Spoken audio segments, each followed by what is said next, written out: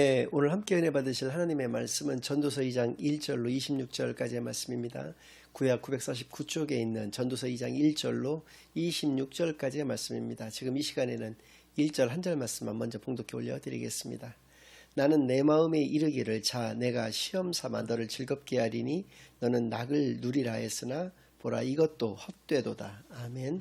하나님 아버지 감사드립니다. 오늘도 귀한 주일로 귀한 교회로 귀한 예배로 인도해 주신 은혜를 진정으로 감사드립니다. 지금 이 시간 저희들이 지난 한 주간 지었던 모든 죄악을 예수 그리스도의 십자가 아래 다 내려놓고 오직 저희들의 온 영과 진리를 다하여 하나님께만 드려지는 예배를 통하여 하나님께서만 기뻐 받으시는 귀한 은혜의 시간으로 이 시간을 인도하여 주시옵소서. 모든 것을 감사드리오며 예수 그리스도의 이름으로 기도드리옵나이다. 아멘. 네, 오늘은 행복한 삶이라는 제목을 가지고 오늘 본문 말씀을 중심으로 하나님의 말씀을 증거하겠습니다. 오늘 설교의 제목과 같이 많은 사람들이 행복한 삶을 꿈꿉니다. 추구하죠. 그런데 실제로 어떤 방법을 잘 모르거나 잘못된 어떤 관을 가지고 잘못된 방향으로 이렇게 나아가는, 그래서 행복과는 전혀 반대되는 어떤 결과를 빚는 경우가 너무나도 많은 것이 대부분이라고 하는 안타까운 어떤 현실의 모습이 있습니다. 근데 전도서의 기록자는 솔로몬이라고 말씀을 드렸는데 2장 1절 말씀을 보니까 솔로몬 역시도 행복한 삶을 살고자 여러 가지를 시도했다는 것을 알 수가 있는데요. 제가 다시 한번 읽어드리겠습니다. 나는 내 마음에 이르기를 자 내가 시험 삼아 너를 즐겁게 하리니 너는 낙을 누리라 했으나 보라 이것도 헛되도다. 여기서 시험 삼아라고 하는 말씀이 나오는데요. 이것은 모든 것을 시도해 볼 수 있었던 능력을 가지고 있었던 그 솔로몬이 실제로 시도를 했다는 것이죠. 그러니까 능력을 가지고 있기 때문에 모든 것을 시도를 해보았는데 2절부터 11절까지 말씀 가운데는 그 구체적인 내용들이 쭉 나열이 되고 있습니다. 예를 들어서 지혜로 나라를 통치를 하게 된다면 백성들도 나도 행복해지지 않을까 이렇게 생각을 해서 그렇게 해보았다는 것이고요.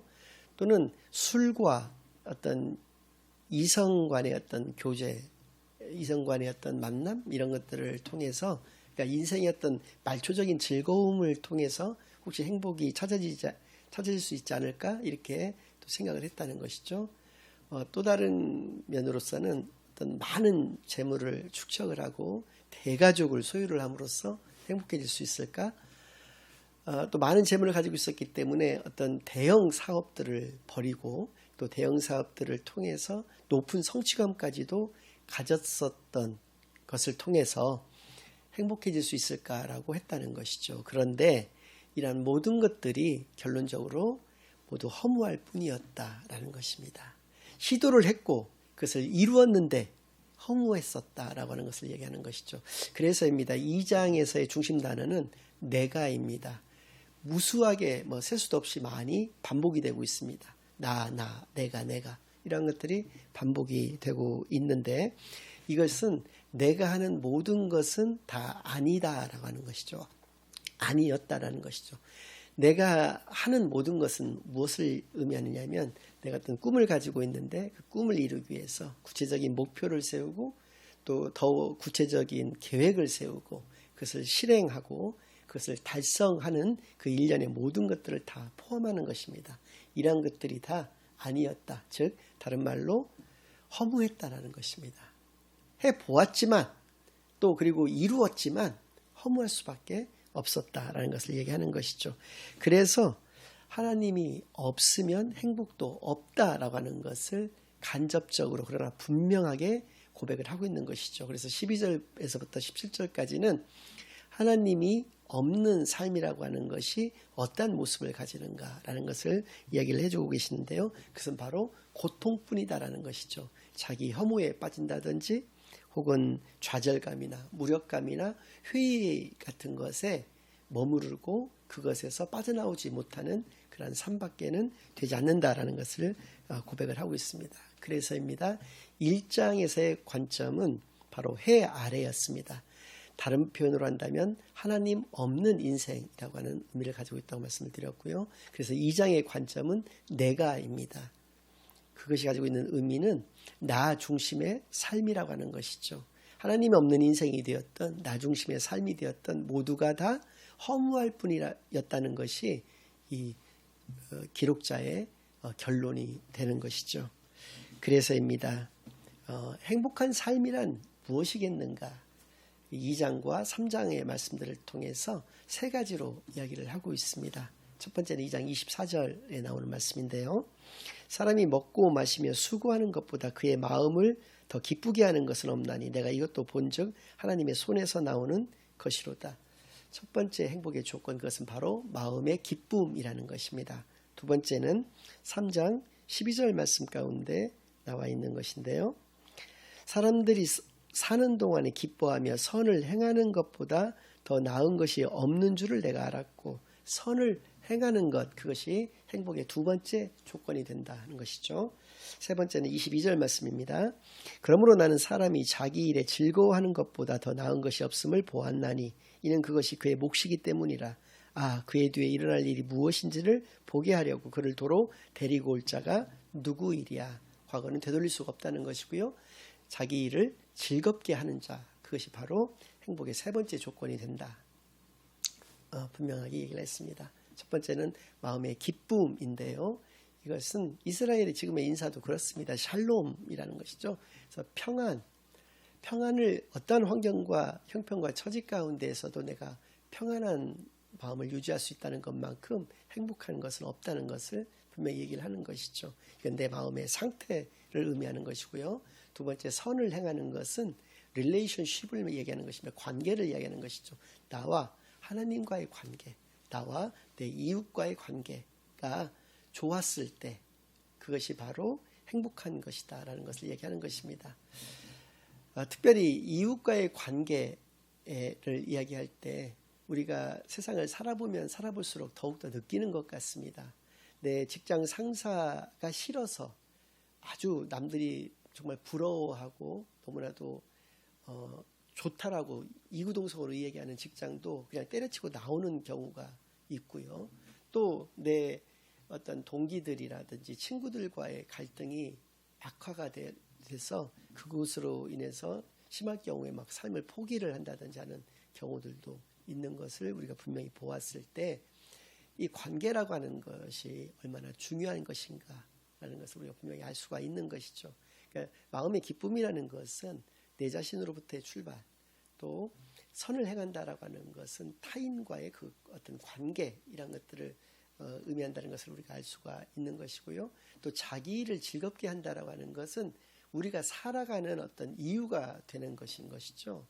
분명히 우리는 수고하고 이마에 그 수고에 땀을 흘려야지만 살아갈 수 있는 그런 존재인 것을 하나님께서는 분명히 우리에게 원죄를 지었을 때 분명하게 형벌의 형태로서 허락하신 것입니다. 그렇기 때문에 자기 일을 즐겁게 하는 것만큼 행복한 것은 없다라고 하는 것을 분명히 얘기를 하고 있는 것이죠. 그래서입니다. 이러한 것들이 자기로부터 나오는 것이냐 아니면 혹은 다른 누군가 나한테 주시는 것이냐라고 하는 것을 전도서 2장 25절 26절에서는 이렇게 얘기를 하고 있습니다. 먹고 즐기는 일을 누가 나보다 더 해보았으랴. 그렇죠. 전무후무하죠. 먹고 즐기는 일을 솔로몬보다 더 해본 사람은 분명히 없을 것입니다. 그래서 26절, 하나님은 그가 기뻐하시는 자에게는 지혜와 지식과 희락을 주시나 죄인에게는 노고를 주시고 그가 모아 쌓게 하사 하나님을 기뻐하는 자에게 그가 주게 하시지만 이것도 헛되어 바람을 잡는 것이로다. 바로 내 마음의 기쁨, 선을 행하는 것, 또 자기 일을 즐겁게 하는 것 모두를 하나님께서 우리에게 허락하시는 것임을 우리가 분명히 알 수 있게 하여 주십니다. 그렇습니다. 여기 2장의 전체적인 중심 단어는 바로 내가였다라고 말씀을 드렸는데 이 26절에 이 중심 단어가 바뀌죠. 하나님은 이라고 해서 주어가 바뀝니다. 이전까지의 주어들은 다 내가였었습니다. 내가 무엇을 시도했고 내가 어떠한 것을 느꼈고 하는 것으로 다 이야기를 하고 있죠. 근데 26절을 보니까 하나님은 그가 기뻐하시는 자에게는 지혜와 지식과 희락을 주신다라고 분명하게 말씀하여 주신 것입니다. 그렇습니다. 이러한 모든 것들이 다 하나님께서 우리에게 주셔야지만 우리가 소유할 수 있다라고 하는 것을 깨닫게 되는 시간만이 되기를 바랍니다. 그래서입니다. 하나님은 우리를 변화시켜 주십니다. 다음에 크게 두 가지가 있는데요. 바로 2장 24절 말씀을 다시 한번 읽어드리겠습니다. 사람이 먹고 마시며 수고하는 것보다 그의 마음을 더 기쁘게 하는 것은 없나니 내가 이것도 본즉 하나님의 손에서 나오는 것이로다. 마음의 기쁨이 하나님의 손에서 나온다고 말씀하여 주시면서 그 마음의 기쁨이 또 어디서 오는 것이냐? 먹고 마시며 수고하는 것에서 나온다는 것이죠. 무엇을 먹고 무엇을 마시고 무엇에 어떠한 일에 수고한다라고 하는 것이 나와 있지 않습니다. 그러니까 부자가 되었던 가난한 사람이 되었던 먹고 마신다는 것이죠. 그리고 수고한다는 것이죠. 그것에 감사할 수 있고 자기에게 주어진 그런 것들에 만족할 수 있는 사람은 자기의 힘과 자기의 의지로 되어지는 것 같지만 결코 그렇지 않다. 하나님께서 허락하셔야지만 그것을 가질 수 있는 것임을 이야기를 해주고 계시는 것이죠. 그러니까 단순한 삶을 통해서 만족하고 감사하는 것이야말로 하나님의 은혜다라고 하는 것을 이야기를 해주고 계십니다. 그래서입니다. 디모데 전서 6장 6절에서 8절까지 우리에게 이렇게 말씀해 주고 계시는데요. 그러나 자족하는 마음이 있으면 경건은 큰 이익이 되느니라. 우리가 세상에 아무것도 가지고 온 것이 없음에 또한 아무것도 가지고 가지 못하리니 우리가 먹을 것과 입을 것이 있은즉 족한 줄로 알 것이니라. 디모데전서 말씀도 마찬가지죠. 우리가 무엇을 먹는지 무엇을 입는지는 말씀하여 주고 계시지 않습니다. 우리가 지금 이 순간에 무엇을 먹었던 무엇을 입고 있던 간에 그것으로 만족할 수 있어야 된다. 그리고 그것이 바로 하나님이 우리에게 주시는 능력이 된다라고 하는 것을 분명하게 말씀해 주신 것입니다. 그래서 욕구 충족의 어떤 감사와 어떤 욕망 배제의 삶을 살아가는 저와 여러분 되시기를 바랍니다. 욕구라고 하는 것과 욕망이라고 하는 것 같은 의미로 여러분들이 생각하실지 모르겠지만 전혀 다른 의미가 되겠습니다. 욕구라고 하는 것은 몸으로부터 출발하는 것들입니다. 배고프다, 목마르다 이런 것들이 욕구가 되는 것이죠. 욕망이라는 것은 마음으로부터 출발하는 것입니다. 내가 다른 사람들보다 더 좋은 차를 갖고 싶다, 더 좋은 집에서 살고 싶다, 더 좋은 가방을 메고 싶다, 뭐 이런 것들이 욕망이 되는 것이죠. 그래서입니다. 욕구라고 하는 것은 필요에 의한 것입니다. 그러나 욕망이라고 하는 것은 내 욕심에 의해서 나오는 것이죠.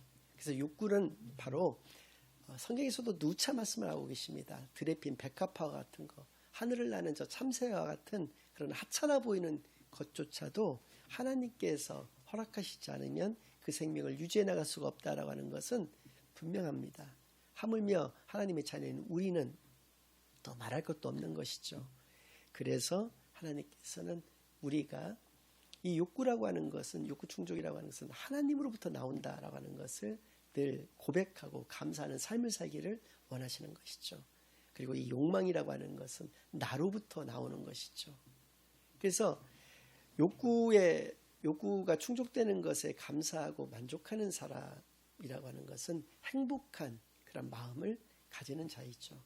그러나 욕망을 가지고 살아가는 사람은 그 욕망이 충족이 되지 않았을 때에는 그는 또 그것이 충족되었다 하더라도 그것은 진정한 행복이 아닐 뿐더러 충족되지 않았을 때는 그가 느끼는 좌절감이라든지 그 불행이라고 하는 것은 이루 헤아리기도 어려울 정도라고 하는 것을 이 시간 분명히 이 말씀들을 통해서 깨닫게 되기를 바랍니다. 단순한 삶을 통해서 만족하고 감사하는 것이야말로 얼마나 소중한 것인지, 그것이 하나님이 우리에게 주시는 얼마나 큰 복인지를 깨닫게 되는 시간만이 되기를 바라는 것입니다. 하나님이 우리를 변화시켜 주시는 것, 두 번째는 바로 자기 일을 즐겁게 하는 그런 마음을 우리에게 허락하여 주신다는 것이죠. 자기 일을 즐겁게 하기 위해서는 전제 조건이 두 가지가 있어야 합니다. 첫 번째는 그 일을 좋아해야 되는 것이죠. 두 번째는 반드시 적절한 보상이 뒤따라야 한다는 것입니다. 우리 하나님의 자녀인 우리에게 있어서 자기 일은 어떠한 것이겠습니까? 바로 하나님이 우리에게 주신 사명을 감당하는 것입니다. 사명은 어떠한 것입니까? 예수님은 우리에게 분명히 말씀해 주셨습니다. 하나님을 사랑하라. 내 이웃을 사랑하라. 하나님을 사랑한다는 것은 예수가 그리스도인 것을 믿는 것을, 하나님이 하나님이신 것을 믿는 것을 의미하는 것이죠. 그런 나의 믿음이 표현되어진다라고 하는 것은 바로 내 삶이 예배의 삶으로서 살아가는 것을 의미하는 것이죠. 하나님을 사랑한다는 것은 내 삶을 예배의 삶으로 살아가는 것을 의미한다는 것이고요. 또 이웃을 사랑한다는 것, 말로써 이웃을 사랑한다는 것이 아니라 정말 이웃을 사랑한다는 것은 땅끝까지 이르러 하나님을 증거하는, 복음 증거의 귀한 삶을 살아가는, 바로 그것이 내 이웃을 사랑하는 궁극적인 것임을 우리가 반드시 깨닫게 되기를 바랍니다. 이 일을 나에게 주신 것을 기뻐하고 또 나에게 그러한 것을 갖게 하신 것을 감사하며 살아가고 또 그것을 통해서 내가 소망을 바라보고 살아가는 것입니다. 천국 소망도 천국 소망이지만 이 땅에서 하나님의 자녀로서 살아가게 하신다고 하는 그 소망을 가지고 살아가는 것만큼 우리에게 더 큰 보상이 되는 것이 무엇이 있겠는가라는 것이죠. 그러한 것을 늘 생각하시면서 하나님이 우리를 변화시켜 주시는 대로 우리가 변화되어서 이 땅에서 하나님이 기뻐하시는 삶만을 살아내는데 부족함이 없는 저와 여러분이 되시기를 예수 그리스도의 이름으로 간절히 축원합니다. 아멘.